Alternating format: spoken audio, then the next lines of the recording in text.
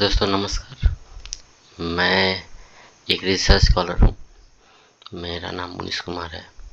तो आज हम बात करेंगे कि मैंने कैसे जो है एडमिशन लिया doctor B R Ambedkar national institute of technology Jalandhar Punjab में। तो और भी बात करेंगे कि भाई कैसा रहा सफ़र, क्या क्या मैंने अचीव किया, क्या क्या यहाँ अच्छा है और क्या क्या मैंने रिसर्च वर्क किए। तो शुरू से बात करेंगे। तो सबसे पहले आता है कि आप जो है पहले डिसाइड कर लें कि आपको किस फील्ड में पीएचडी में इनरोल होना है। ठीक है। तो जैसे मैकेनिकल का ही मैं बात करूं जिसमें मैंने रिसर्च वर्क किया, तो मैकेनिकल में भी बहुत सारे फील्ड हैं। जैसे आप मटेरियल में आप इंटरेस्टेड हैं या हीट ट्रांसफ़र या फिर रेफ्रिजरेशन में या ऑटोमोबाइल में, तो बहुत सारे इसके सेक्शन हैं। तो आप किस में इंटरेस्टेड हैं तो उससे रिलेटेड आपको जो है कंसर्न जो है आपको जो सुपरवाइज़र होगा आपका उससे पहले मिलना होगा, क्योंकि वो आपको रेडी है कि नहीं कराने में, तो वो बहुत मायने होता है। ठीक है। तो बाकी जो है प्रोसीजर आप बता देता हूँ आपको क्या क्या है। जैसे यहाँ प्रोसीजर जो है आप देख लीजिए यहाँ पर क्या है। पीएचडी एडमिशन में जाने के लिए देखिए, एक तो कौन कौन सा मेथड है। तो पहला है आप स्पॉन्सर कर सकते हैं, अपने पैसा होना चाहिए और अपने फाइनेंस कीजिए कि भैया हमको नहीं चाहिए स्कॉलरशिप। एक हो गया सेंस स्पॉन्सर। एक होता है इंटरनेशनल स्टूडेंट जो बाहर से आते हैं। ठीक है, उसके लिए अलग प्रोसीजर है। तो ये तो है स्टडी इन इंडिया ये सब। तो हम बात करेंगे हम इंडियन जो स्टूडेंट हैं उसकी, और वो भी सेल्फ स्पॉन्सर की जगह हम अगर स्कॉलरशिप लेते हैं तो उसके लिए जो है यहाँ पर वैसे दिया हुआ है एडवर्टाइजमेंट कब होता है। ठीक है। तो यहाँ देख लेते हैं, ये यहाँ पर करिकुलम जो है एडवाइजमेंट प्रोग्राम पीएचडी का लिखा हुआ है, तो ये देख लेते हैं। ठीक है। तो यहाँ ये देखिए हर जो जनवरी 2025 का ये अभी आ गया है, तो इसमें कितने कितने कहाँ कहाँ जो सीट आपका है। जैसे आप बात करें मैकेनिकल इंजीनियरिंग की, तो इसमें डिपार्टमेंट वाइज जो है टोटल सीट जो है 19 है और जनरल कैटेगरी के 8 हैं और ईडब्ल्यूएस जो है कैटेगरी उसके 2 हैं। उसके बाद बात करें एससी की तो 3 सीटें हैं और 1 सीटें जो है एसटी की है। ओबीसी की 5 सीटें हैं और जो टीएसटी या जेआरएफ के थ्रू आते हैं वो 3 सीटें हैं। तो टोटल जो पार्ट टाइम जो है, यहाँ पार्ट टाइम भी हो रहा है, अच्छी बात है भाई। तो उसमें 20 सीटें हैं और 4 सीटें जो है ये part time under the project at NIT है। चलिए ये भी 4 सीटें हो गई, तो टोटल 46 सीटें हैं। काफ़ी होती है भाई सीटें, इतना तो स्पेस भी नहीं है लोगों को बैठने के लिए वहाँ।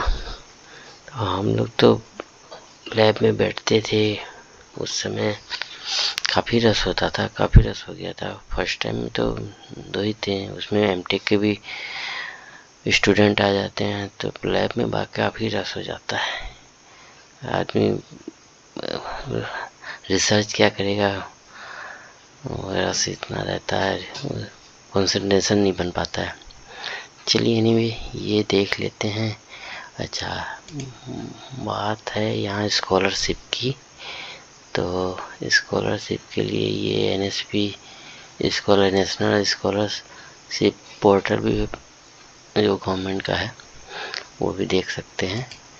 तो ये आपके एकेडमिक रिसर्च का डीन के हैं प्रोफेसर रोहित मेहरा। अच्छा, बात करें कि कौन कौन से यहाँ इक्विपमेंट हैं मैकेनिकल में, तो वो देख लेते हैं। यहाँ देखिए 1 नंबर में एयर कंडीशनिंग टेस्ट रिग, ये यहाँ डॉक्टर राजीव को भेजा, और इसी तरह से बाकी भी टोटल 61 इक्विपमेंट हैं। तो मैं जिस पे काम कर रहा था वो मैं आपको बता देता हूँ। ये है आपका, नीचे आते हैं थोड़ा, तो ये 42 नंबर पे लिख रहा है। ठीक है, देख लेते हैं व्यू डिटेल में। ये अभी खुल रहा है, देखते हैं। हाँ, ये रहा। तो ये मशीन तो मैंने खुद ही जो है इसका सारा टेंडर वेंडर मैं ही देखता था कि भाई क्या है।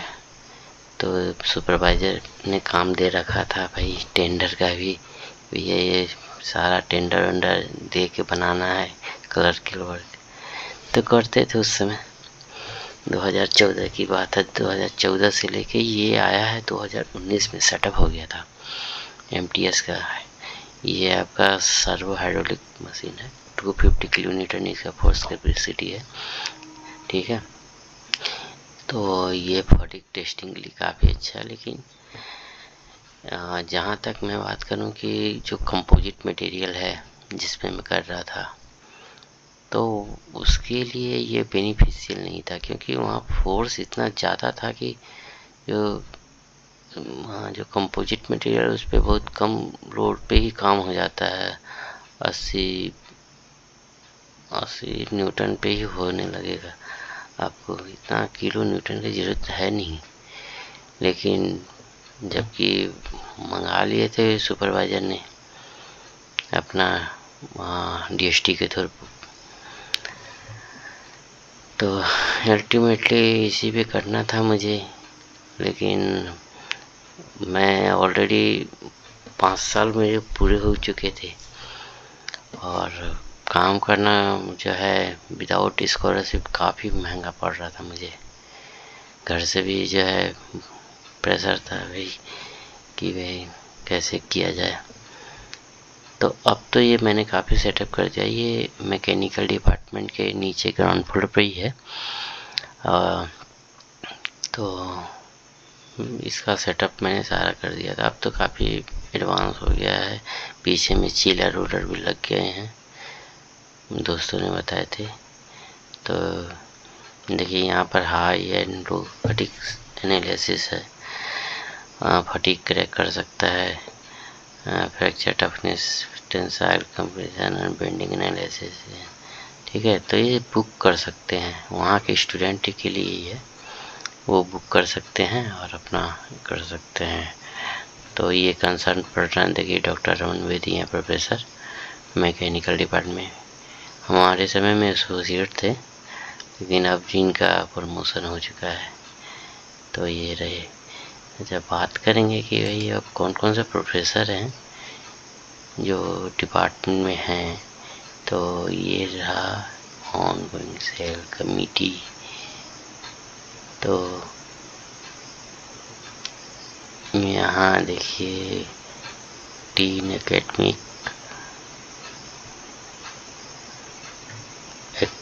की बात करें, एकेडमिक में हम मैकेनिकल चले जाते हैं, और मैकेनिकल गए। अब ये देखिए मैकेनिकल डिपार्टमेंट में ये रहा हमारा मैकेनिकल डिपार्टमेंट, जहाँ मैंने अपने रिसर्च वर्क किए थे 5 साल। तो ये रहा डिपार्टमेंट।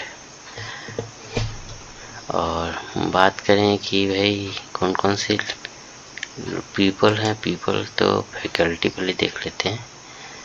फैकल्टी में देखिए ये हैं हमारे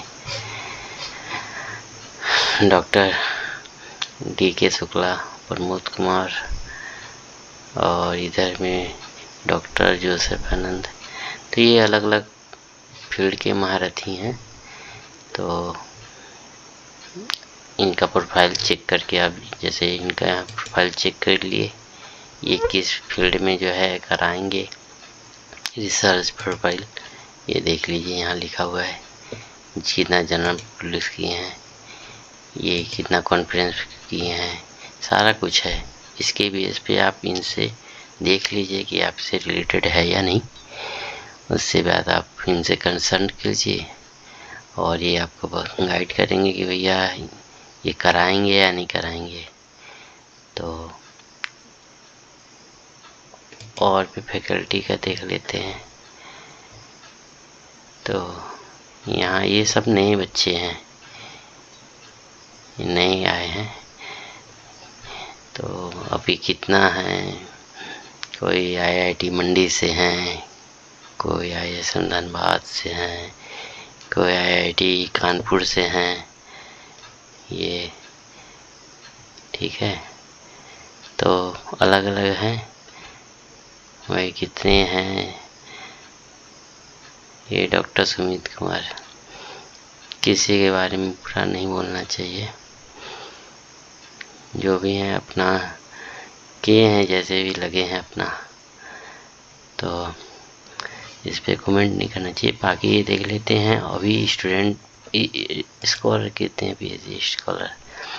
अच्छा, हमारे समय में देखिए ये अभी तक लगा ही हुआ है बच्चा, अश्विनी कुमार सिंह। ये देखिए ये 2017 में एडमिशन लिए थे और अभी 25 चल रहा है, ठीक है। ये भी 2017 में एडमिशन लिए थे। ये आगे का जो बता रहा है रोल नंबर, यहाँ पर 21 ईयर में जो है एडमिशन लिए हैं, ठीक है। ये 2018 में लिए एडमिशन। तो हमारे समय के करीब करीब सारे निकल चुके हैं 2014 बैच के। उनको किसी तरह भाई बोला गया, भाई निकलो। ये देखिए ये 2000 दीपा बेदी आई है।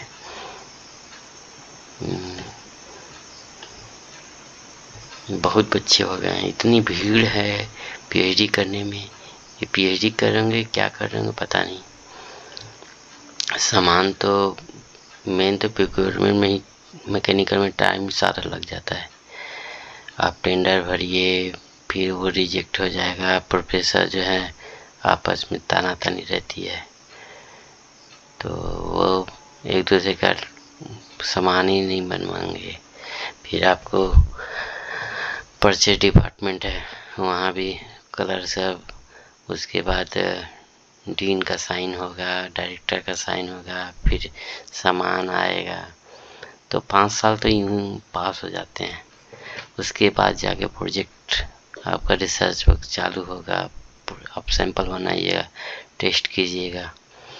तो ऐसे ही चलते रहते हैं। देखिए कितनी भीड़ है, बाप रे, पूरे भरे पड़े हैं। ये देखिए 2024 में बच्चे ने एडमिशन लिया, भाई इनरोल हुआ है। ये 2023 में। तो अभी देखिए 46 बच्चे तो नेक्स्ट ईयर दिखा रहा था आपको शुरू में ही। तो ये बच्चे सब हैं। तो स्टाफ भी देख लीजिए, ये सब स्टाफ है, ठीक है, जो आपको हेल्प करेगा, ठीक है। अब लैब देख लेते हैं क्या क्या लैब है। तो यहाँ पर रिसर्च एरिया देख लेते हैं बच्चों ने क्या क्या, देखिए सब है। डिजाइन है, थर्मल है, ठीक है। तो आप इसमें जा सकते हैं। जैसे डिजाइन है, डिजाइन में देखिए क्या क्या है, वाइब्रेशन है, बिल्डिंग है, कंट्रोल है, ट्राइबोलॉजी है, माइक्रो, ये सारे दिए हुए मेजर एरिया है। और थर्मल 2 ये मेजर एरिया है डिजाइन में, फिर इसके अंदर सब कैटेगरी है। और थर्मल में देख लीजिए ये है IC इंजन। तो ये 2 पार्ट हैं, आप इसको सब कैटेगराइज करके रिसर्च लैब देख लेते हैं। ये 2 देखिए रिसर्च लैब, ये है एक तो आईसी इंजन रिसर्च लेबोरेटरी है, एक सर्वर हाइड्रोलिक की जो मैंने सेटअप कराया था। अब देखिए अच्छा खासा चलने लगा है। पेटेंट कौन कराए हैं भाई, ये देखिए पेटेंट कितने हो चुके हैं। तो ये पेटेंट भी है। बाकी यहाँ प्रोजेक्ट वर्क इस तरह से हैं, आई हुए कुछ फंडिंग है, सारा कुछ इतने लाख के हैं ये। ठीक है, तो ये डिपार्टमेंट के लैब हैं, देख लीजिए।